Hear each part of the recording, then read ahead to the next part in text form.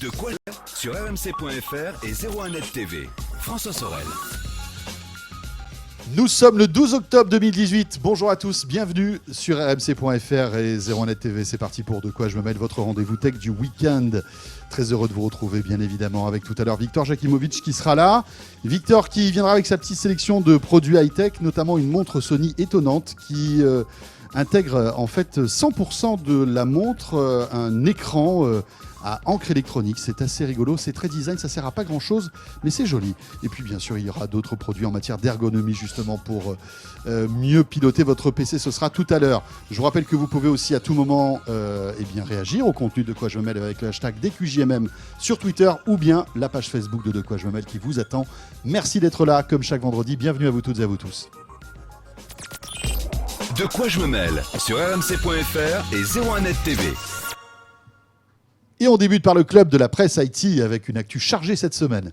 Éric Le Bourlou est avec nous. Bonjour Éric. Bonjour. Rédacteur en chef de 01net.com. Et c'est Emmanuel Paquette qui joue le jeu du club de la presse IT cette semaine. Salut Emmanuel. Bonjour François. Journaliste à l'Express bien sûr. Version papier, version smartphone, sur le web. Partout. Numérisé l'Express bien sûr. Tout à l'heure, on va parler de ce nouvel assistant vocal de Facebook qui s'appelle Portal et qui fait déjà beaucoup parler de lui, pas forcément bien, Eric.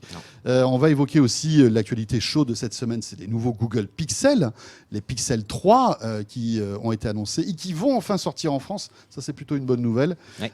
Mais on va commencer par cette histoire incroyable de piratage qui subit de multiples rebondissements. Peut-être en avez-vous entendu parler. C'est une information qui remonte à la semaine dernière.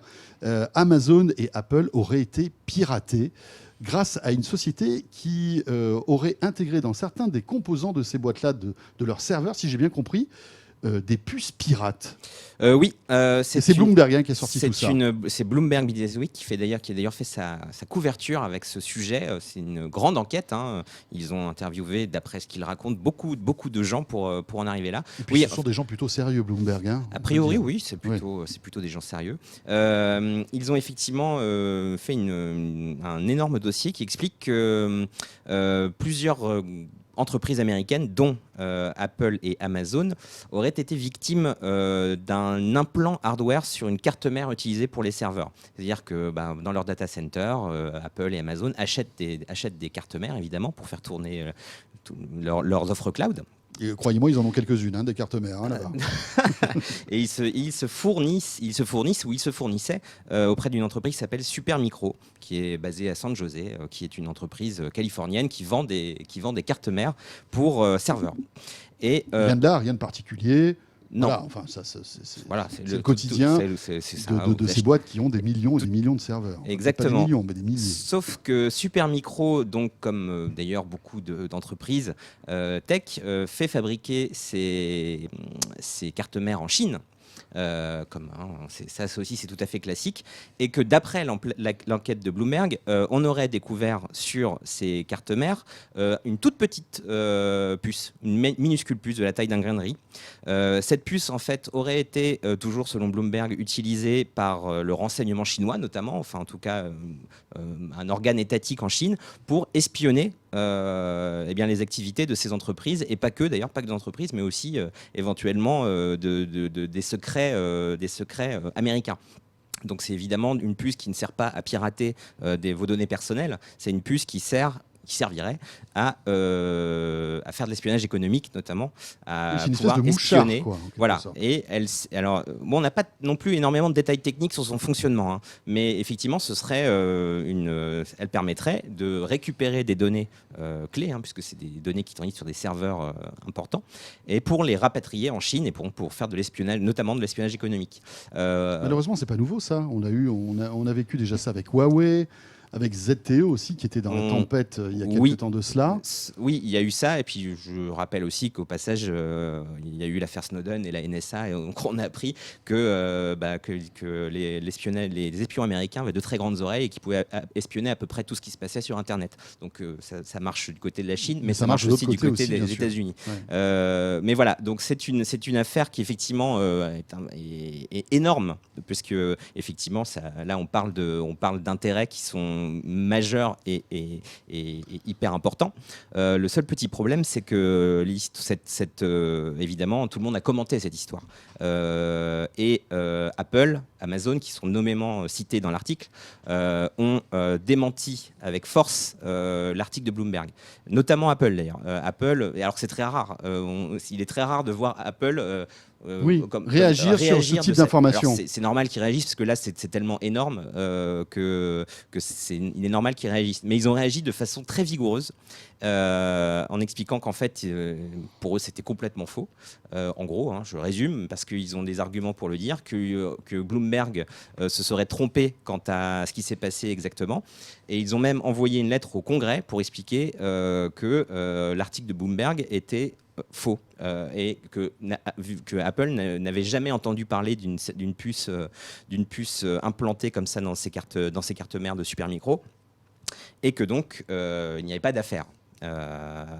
Voilà, c'est ça qui est un petit peu compliqué dans cette histoire, c'est que on sait bien que dans ce genre de sujet... Et puis on voit mal Apple dire « Ok les gars, mais à culpa, on s'est rendu compte que sur des milliers de cartes mères, on avait un mouchard. On va régler le problème, vous inquiétez pas. » C'est-à-dire que les deux sont difficilement crédibles, en fait. Oui, c'est difficilement crédible, mais le seul truc, c'est que par contre, Apple comme Amazon, et d'ailleurs pas seulement Apple comme Amazon, il y a aussi le gouvernement américain qui dément formellement cet article. Et il y a d'autres entreprises et même des experts en sécurité qui le font, qui trouvent qu'il y a peut-être un petit quelque chose qui ne va pas dans cette histoire de puces implantées dans des cartes mères. Il y a notamment ce que j'ai trouvé particulièrement intéressant. En fait, c'est très compliqué d'implanter on va dire une puce en plus dans une carte mère qui n'a pas été conçue pour avoir cette puce, en fait. Voilà. Ça bon, après, c'est très compliqué. C'est un matériel qu'il faut donc. On ne sait pas du tout comment ça fonctionnait, donc on ne sait pas comment étaient exfiltrées les données, par quel biais technique les espions chinois pouvaient le faire, et tout ça c'est assez flou. Et surtout, il y a des moyens un peu plus simples d'espionner de cette manière. On l'a vu, la NSA, comment ils ont fait, et on suppose que le renseignement chinois a également ce genre de technique dans sa besace.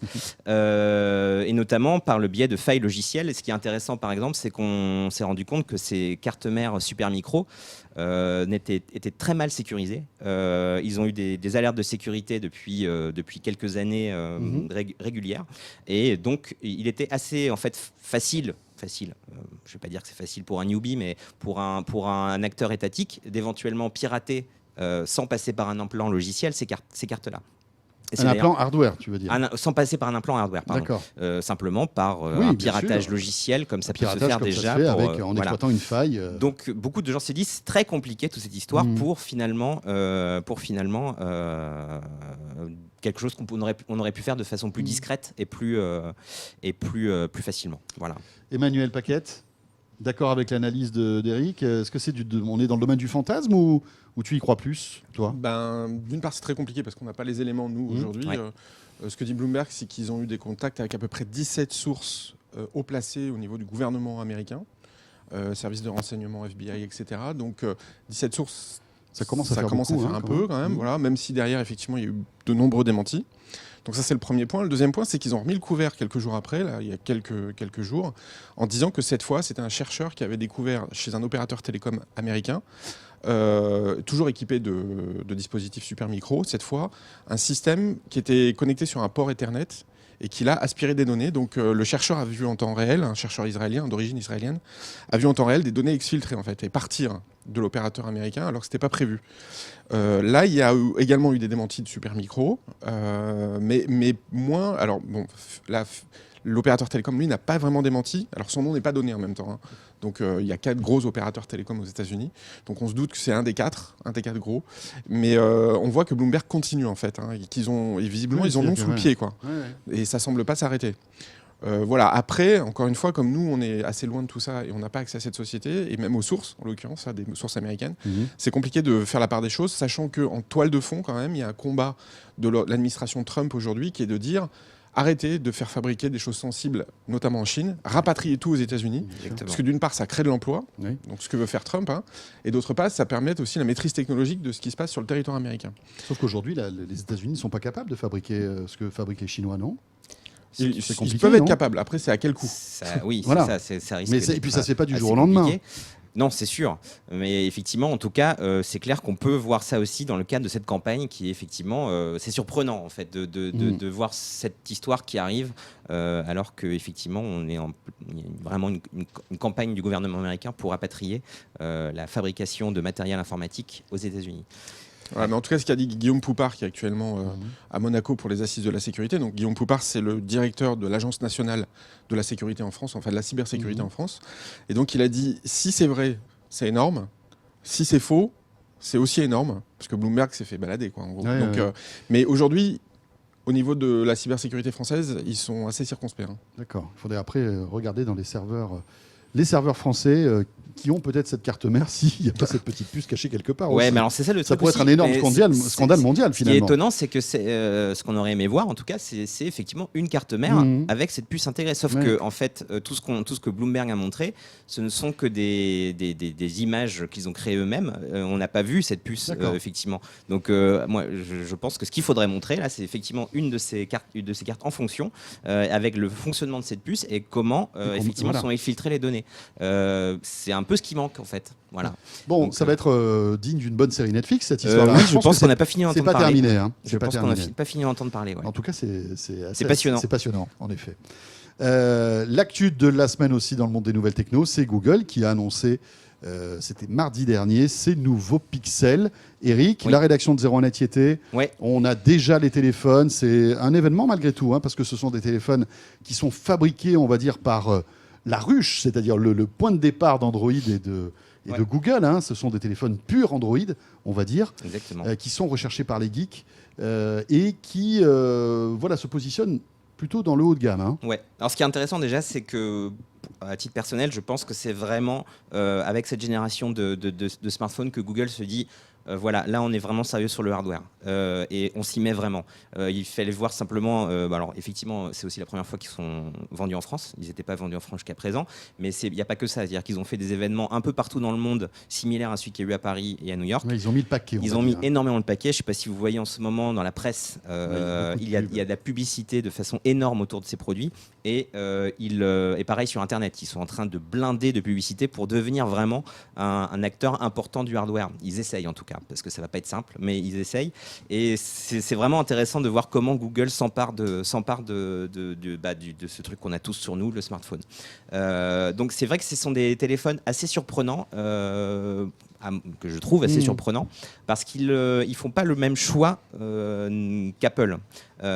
Comme on a vu la conférence récente d'Apple sur ces 10S et 10R, ils n'ont pas tout à fait la même façon de voir les choses, puisque ce sont des smartphones que Google a très peu parlé de matériel dans sa conférence. Ils n'ont pas parlé de la puce qu'il y avait dedans, qui est en l'occurrence un Snapdragon 845.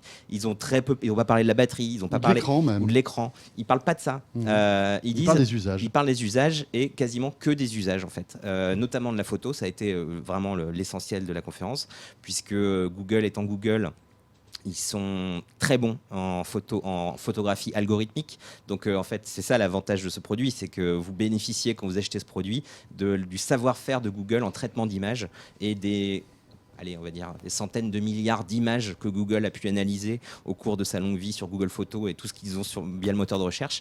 Et effectivement, ce téléphone, ces pixels, ils ont un matériel qui est bon, hein, d'après ce que nous a dit Adrien Branco, qui est notre spécialiste photo, un bon bloc optique, mais ils ont surtout des algorithmes derrière qui vont faire en sorte d'améliorer vos photos de plein de manières.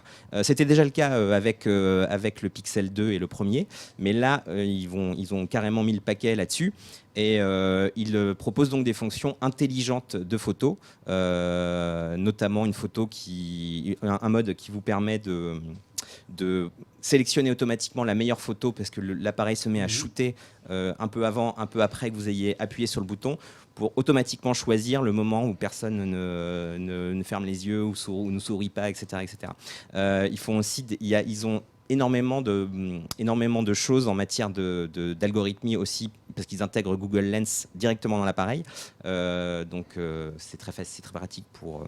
C'est-à-dire qu'on rappelle ce que c'est Google Lens. Hein. Vous, par exemple, vous êtes au Japon, vous photographiez un menu, ou alors vous filmez Oui. avec la caméra de votre smartphone un menu, il est traduit automatiquement. Voilà, il y a de la reconnaissance, il y a de la reconnaissance effectivement D'écriture, d'objets, puisqu'on d'objets. peut aussi, et ça, même si je trouve ça flippant, c'est intéressant, on peut aussi avec Google Lens, par exemple, repérer un produit ou un vêtement sur un ami pour automatiquement arriver sur Google Shopping et voir quel est ce vêtement, puisqu'il a chouette. analysé le vêtement et qu'on peut ainsi le recopier. Tiens, votre chemise m'intéresse, François, je veux la même, donc je vais pouvoir C'est vrai qu'elle est jolie, je suis d'accord. Ouais, elle est pas mal. je vais pouvoir l'acheter à mon Elle est tour plus grâce à jolie que Google celle Lens. d'Emmanuel. Hein. Je sais pas, Donc, faudrait Plus récente aussi. Non, mais elle est pas mal aussi. Mais voilà, donc ça, ce qui est intéressant, c'est de voir que c'est par les usages et notamment la photo que Google arrive. Il y a d'autres trucs, moi, qui m'ont vraiment surpris avec cet appareil. C'est l'arrivée déjà de Google Duplex. Google Duplex, on en avait parlé ici quand ils ont annoncé ça à la Google I.O. Au mois de mai. C'est une fonction là qu'ils ont un petit peu modifiée mais qui est impressionnante d'un point de vue de l'IA.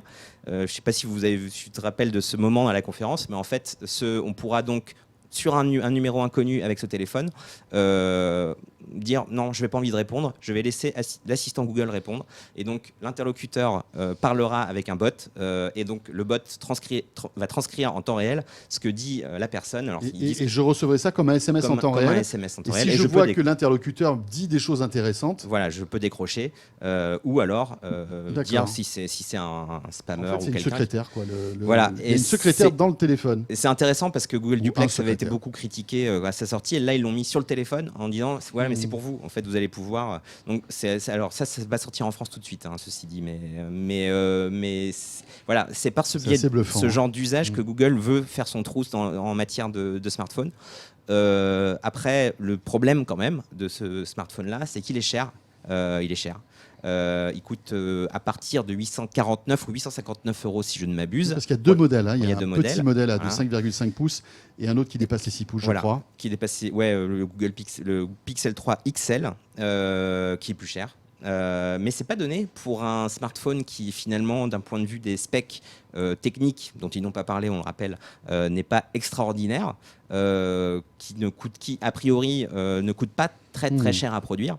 C'est pas donné, et c'est intéressant parce que ça change complètement par rapport à ce que, alors le Pixel 2 était déjà pas donné, hein, mais par rapport à ce que faisait Google avant, On avait l'impression que les téléphones étaient même subventionnés par Google. Exactement, la gamme Nexus, Ouais. c'était Les un premiers petit peu le Nexus, cas. On vendait le téléphone c'était le moins 300, cher possible. C'était 300 et quelques euros, Voilà. et on avait un super téléphone. Exactement. D'ailleurs, c'était une très bonne affaire à l'époque. Exactement. Donc là, ils changent de stratégie, ils se positionnent résolument sur le haut de gamme en essayant de faire profiter aux gens de leur intelligence artificielle. Ouais. Est-ce C'est que ça en va fait. suffire? On Est-ce verra que ça bien. va suffire? Je ne sais pas.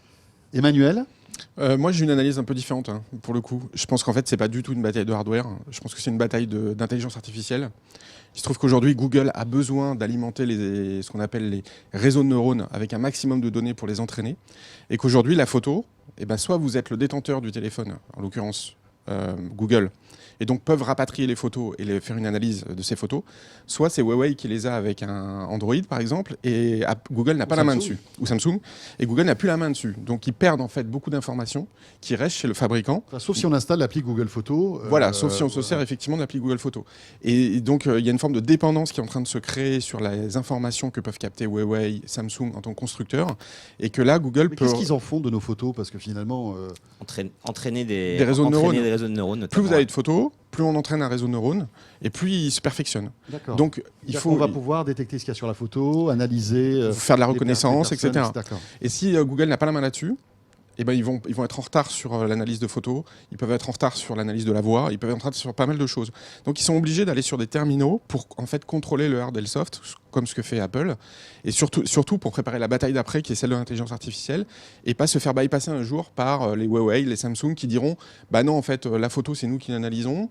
Les conversations, finalement, il y aura toujours Google Talk, mais c'est nous qui allons avoir notre propre système qu'on va mettre sur l'OS Android, et que du coup, petit à petit, Google perd de la place. Donc finalement, ce téléphone, c'est plutôt une stratégie Moi, je le vois comme pour une stratégie améliorer défensive. l'intelligence artificielle, les réseaux neuronaux de Google, C'est ça. que finalement se positionner sur le marché de la téléphonie mobile, quoi. Je pense, ouais, oui. Et puis surtout, Mais c'est créer le moins de- paradoxe, et c'est là où je rejoins un peu Rick, c'est qu'à 859 euros, ça coûte cher les réseaux neuronaux. Hein. Oui, c'est Enfin, sûr. non, je veux dire, ils auraient pu peut-être à ce moment-là proposer un téléphone à un prix Plus intéressant, plus raisonnable, pour que justement le marché soit inondé de ces téléphones. Oui, mais le problème, c'est que si tu fais ça, eh ben, tu t'alignes pas sur les prix des Huawei aujourd'hui, comme le P20, qui sont du haut de gamme. Tu t'alignes pas sur des Samsung Galaxy, qui sont plutôt du haut de gamme. C'est-à-dire que, de fait, Google se met en arrière par rapport à des constructeurs coréens ou chinois, ce qui n'est pas très bon pour l'image de marque de la société. Donc je pense qu'elle est obligée d'avoir un standing équivalent à celui d'Apple, Samsung et Huawei, tout en continuant son chemin, qui est de dire je capte un maximum de données pour améliorer mon intelligence artificielle, que ça soit au travers de Google Home, au travers des pixels. En fait, c'est tout un écosystème d'Apple qui devrait te suivre de A à Z. Mais est-ce qu'on peut croire qu'on peut imaginer que Google doit être dans une situation un petit peu délicate aussi, parce qu'en fabriquant des téléphones avec Android à l'intérieur, il ne peut pas se mettre à dos ses partenaires, genre Huawei, Samsung. On a l'impression toujours que ces téléphones, c'est des téléphones de niche, quoi, finalement. Ils Là, ne je se vendent pense pas qu'ils Oui, veulent. mais jusqu'aux précédentes versions, c'était un peu ça. C'était voilà. Bah oui, c'est 1,8% de part de marché. Moi, aux j'ai jamais États-Unis, croisé hein. quelqu'un avec un pixel. Non, quoi. c'est... mais peut-être que, enfin en tout cas, là, Alors, ce que je disais au début, c'est clair que là, vu la promotion, le marketing qu'ils font autour de ces téléphones-là, je pense. Mais qu'ils comment pensent vont qu'ils agir passent les vraiment une nouvelle Huawei étape. Comment vont agir les Huawei, les Samsung, qui vont se retrouver avec un acteur intégré aujourd'hui. Google, si Google fait le soft, Bah, le hardware. Ouais. Après, moi, je pense honnêtement que Google a quand même pas mal d'avance en matière d'IA par rapport à tout le monde, notamment parce qu'effectivement, ils commercialisent Android. Enfin, ils commercialisent. Oui, ils commercialisent On peut dire Android, que oui, c'est- parce qu'ils passent des contrats assez secrets et importants avec toutes les marques type Huawei et compagnie. Mais aussi parce que, en fait, ils ont une vraie avancée technique que n'a pas, par exemple, si on le compare en photo. Alors, les premiers tests en photo, alors Huawei a fait beaucoup de progrès avec son P20, mais il y a des chances que Google, avec ce Pixel, devienne le top. la référence photo. C'était déjà, d'ailleurs, le Pixel de l'année dernière était excellentissime. Hein. Oui. Et rappelons que. On n'a pas encore testé, mais voilà, oui, mais c'est Google celui-là, mais a fait son marché l'année dernière. c'est avait considéré, racheté... oui, effectivement, comme sans doute le meilleur photophone. Et ce qui est intéressant, c'est qu'ils le font grâce à l'intelligence artificielle. Une fois de plus, ils sont en avance là-dessus. Alors effectivement, ils pourraient se faire attraper à terme par des Huawei notamment, qui avancent très vite. Mais ils ont quand même une sacrée avance. Et voilà. Et puis dernière info, il faut se rappeler quand même que Google avait racheté la plupart des ingénieurs d'HTC il y a quelques années de cela, qui étaient réputés pour être très bons en photo aussi. Tout à fait. C'est vrai. Ouais. Donc voilà. Et notamment en ceci optique. explique cela. En optique notamment. Ouais. On termine avec cette dernière news signée Facebook. Facebook eh bien voilà, se positionne sur l'assistant vocal avec un appareil qui s'appelle Portal. Oui, Portal. Portal, c'est un assistant vocal qui devait être annoncé il y a quelques mois, et puis ça a été reporté parce que... il y a eu 2-3 scandales chez Facebook. Notamment à cause de Cambridge Analytica. C'est un assistant un petit peu à la Echo Show, ou alors celui de Google, dont on n'a pas parlé, mais qui était également présenté à la Conf Pixel. Mais il a une petite particularité, c'est qu'il est vraiment fait pour le vidéo chat via Messenger. Donc, vous pouvez lancer des appels vidéo avec tous vos copains Messenger, votre famille. D'ailleurs, on voit souvent dans tout le marketing de Facebook, on voit que c'est super pour appeler la grand-mère, que tous les enfants adorent. Ouais. Et puis la plupart du temps, ils sont toujours dans la cuisine. C'est Alors, ce qu'on disait tout à l'heure. Ils sont beaucoup dans la cuisine parce qu'effectivement... On a tellement envie de passer des appels vidéo dans la cuisine, quoi. Quand on a les mains dans la pâte. C'est très pratique. Ça, c'est marrant, ce côté main dans la pâte. Ça, c'est un gros truc que utilise Facebook comme Google ou comme Amazon pour dire vous avez vraiment besoin de ça dans votre cuisine. Mais oui. Mais parce qu'on a tout le temps de la pâte et de la farine dans la main. C'est ça. Ça qui est terrible. Parce qu'effectivement, c'est aussi ce petit appareil, un terminal Alexa. Donc vous avez Alexa intégré dedans, en plus du système de Facebook. C'est un peu creepy en fait. Pourquoi ? Parce que creepy donc. Voilà. Parce qu'évidemment c'est Facebook. Tout le monde connaît Facebook et comme Google d'ailleurs, leur envie de connaître toutes vos données personnelles. Ouais, mais t'es mauvaise langue, t'as vu, on peut cacher la caméra avec un petit cache quand même. Alors je trouve que cette solution est d'une inélégance. Il existe plein d'entreprises qui ont fait des choses beaucoup plus sympathiques pour cacher une caméra, notamment simplement avoir un truc intégré, parce que le truc en plastique, je lui donne pas, en tout cas chez moi, 2 mois avant de le perdre, de le mettre, ou je sais pas quoi. Il sera dans la pâte de ton gâteau un jour. C'est ça. C'est ça le problème. Voilà. Mais en tout cas, voilà, je ne suis pas certain que Facebook cartonne avec ce produit, honnêtement. Mais c'est fermé, c'est-à-dire qu'on peut installer d'autres systèmes que Messenger ? Non. Vous pouvez installer. Alors, attendez, je crois que je ne suis même pas sûr que c'est compatible WhatsApp, ce qui est intéressant parce que effectivement, ça aurait pu être une option. Non, c'est vraiment fait pour Messenger, donc on ne peut pas installer d'applications supplémentaires pour l'instant, en tout cas. Mais ça se vend ce truc-là ? On peut l'acheter ? Alors, on ne peut pas l'acheter en France. C'est réservé aux États-Unis pour l'instant. Parce que peut-être qu'ils font plus de pain et de pâtes et qu'ils sont plus souvent dans leur cuisine, je ne sais pas. Il faut dire que les Américains sont reconnus pour être très bons en cuisine quand même. Oui, voilà, en plus c'est vrai que c'est leur particularité. C'est le pays de la gastronomie quand même, les US. Mais effectivement, non, ce n'est pas disponible en France. Je ne sais pas quand ce sera disponible. Ça n'a pas été annoncé pour l'instant la disponibilité française. Tu n'as pas l'air d'être très, très excité, quoi. Moi, généralement, ce genre de produit, alors ça nous a un peu amusé au début, tous ces assistants vocaux, etc. C'est quand même des trucs très très limitants. On ne peut rien faire avec, à part ce que la marque veut bien vous faire. On ne peut pas installer d'appli, on ne peut pas le hacker, même le bidouiller un tout petit peu pour en faire plus. Non, mais ça, c'est le côté d'Éric Le Bourlou. Il aime bien hacker les trucs, en fait. Hacker, c'est un bien grand mot, mais en tout cas, le bidouiller pour faire quelque chose. En plus, on l'a vu avec Alexa, c'est en général, au bout de quelques jours, les gens l'oublient, l'utilisent plus ou le rangent, voilà.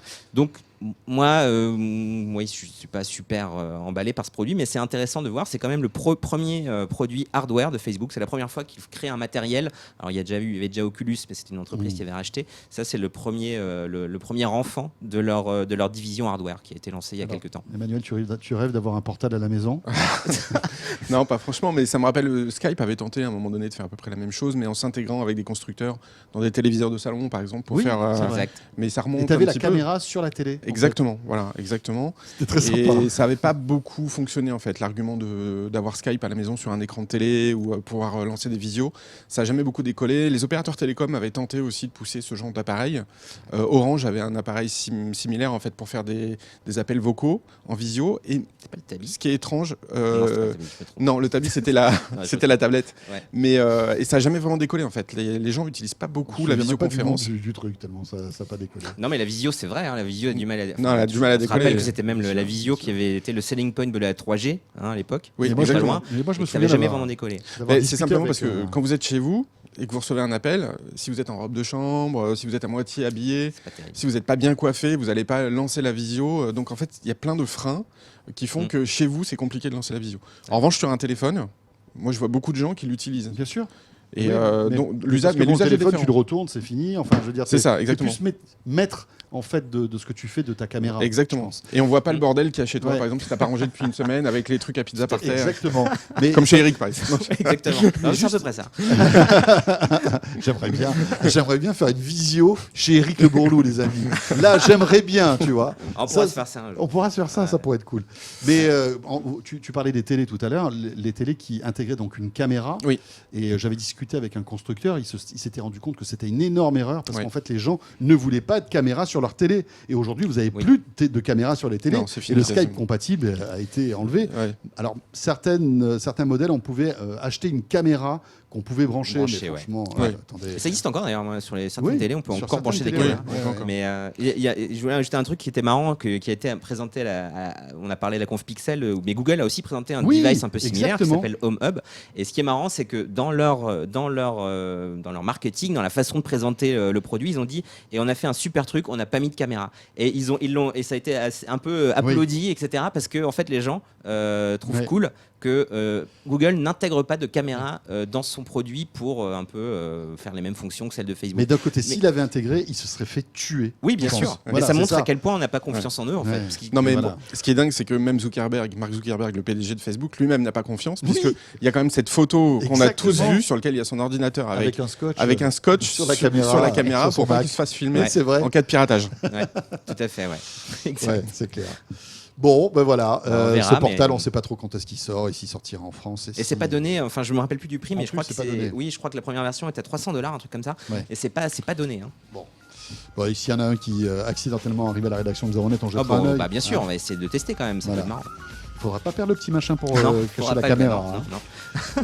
Merci Emmanuel. Merci François. Paquette, journaliste donc à l'Express, et puis merci Eric Bourdou, rédacteur en chef de 0net.com. Vous restez avec nous. La suite de ce De quoi je me mêle, c'est avec Victor Jakimovic. À tout de suite. De quoi je me mêle sur rmc.fr et 01net TV.